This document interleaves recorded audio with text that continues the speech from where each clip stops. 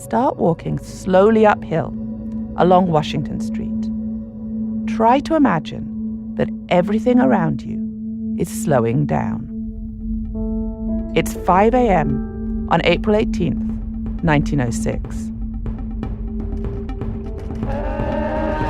The 1906 earthquake lasted only 60 seconds, but its impact was felt for decades, especially here in Chinatown.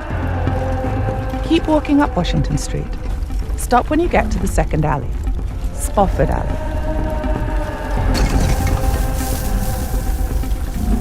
Water pipes started to burst, buildings began to crumble, and people were pouring into the street, dazed, searching for loved ones.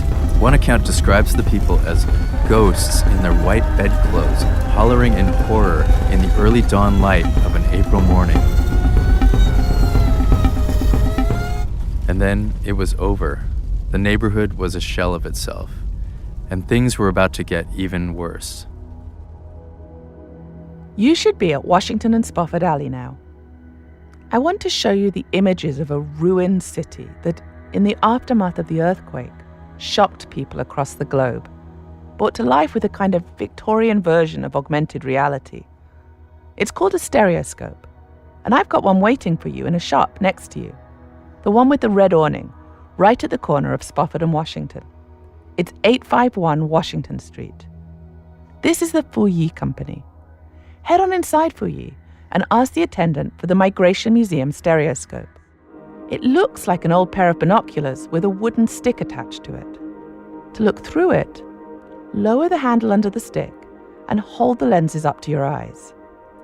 If there's more than one person in your group, feel free to pick up the second stereoscope.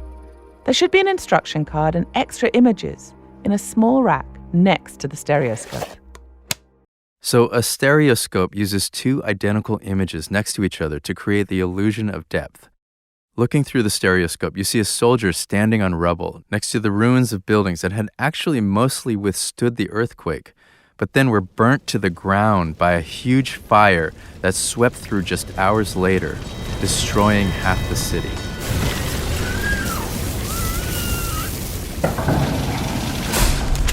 April 19th, 1906. Earthquake and fire. San Francisco in ruins. Whole city is ablaze. By the time the fires had subsided, martial law was in place. Local and federal soldiers had taken over the city, and the Chinese couldn't come back to the neighborhood even to retrieve their personal belongings.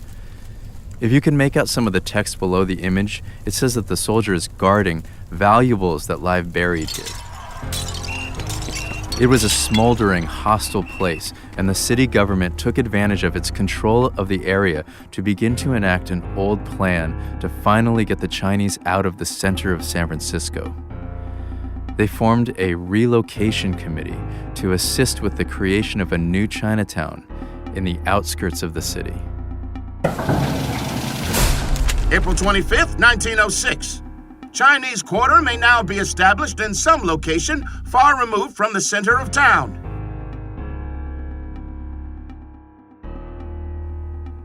This plan would have killed Chinese access to the city's port and destroyed Chinatown's tourist trade.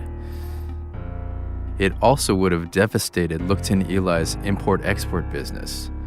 So he began to figure out a way to fight the relocation committee, and part of his plan was through architecture. I'll tell you that story when we continue the walk.